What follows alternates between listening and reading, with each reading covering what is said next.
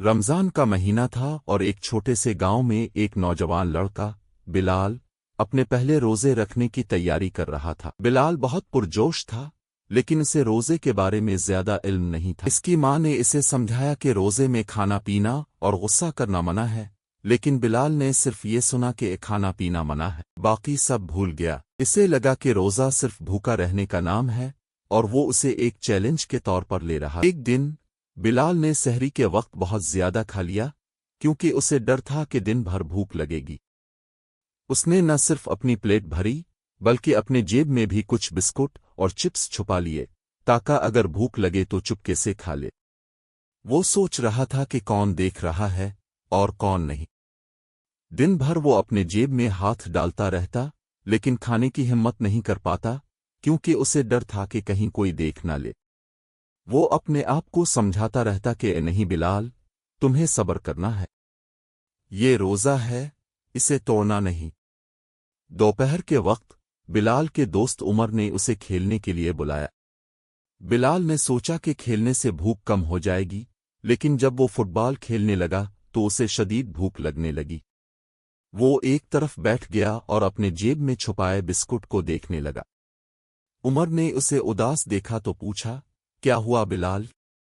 تمہیں کچھ چاہیے؟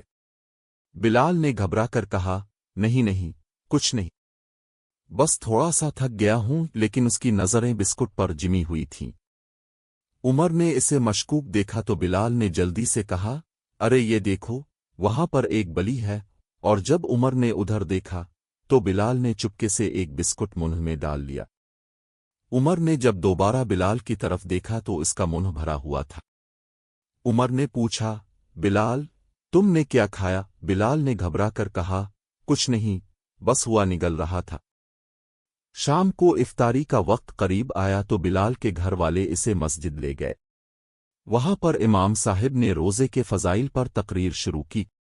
بلال کو اب بھی بھوک لگی ہوئی تھی اور وہ سوچ رہا تھا کہ کب افطاری ہوگی۔ اچانک امام صاحب نے کہا، روزہ داروں کو چاہیے کہ وہ صبر کریں اور اللہ کی رضا کے لیے بھوک پیاس برداشت کریں۔ بلال نے دل ہی دل میں سوچا، صبر تو کر رہا ہوں، لیکن میرا پیٹ تو باغی ہو گیا ہے۔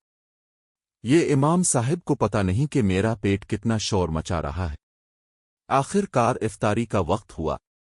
بلال نے کھجور کھائی اور پانی پیا، لیکن اس کے بعد وہ کھانے کی میز پر بیٹھ گیا اور اپنی پلیٹ میں اتنا کھانا لے لیا کہ دیکھ کر سب حیران رہ گئے۔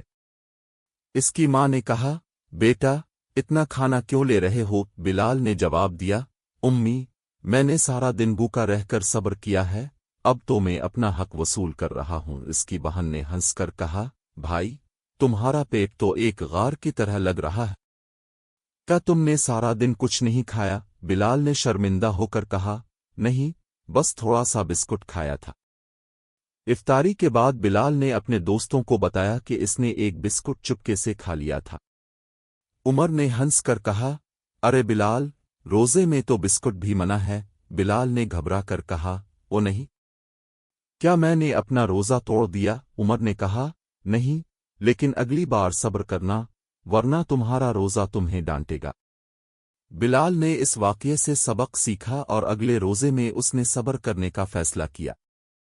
لیکن اس کی ماں نے اسے یاد دلایا کہ روزے کا مطلب صرف بھوکا رہنا نہیں، بلکہ اپنے نفس کو قابو میں رکھنا اور اللہ کی رضا کے لیے عمل کرنا ہے۔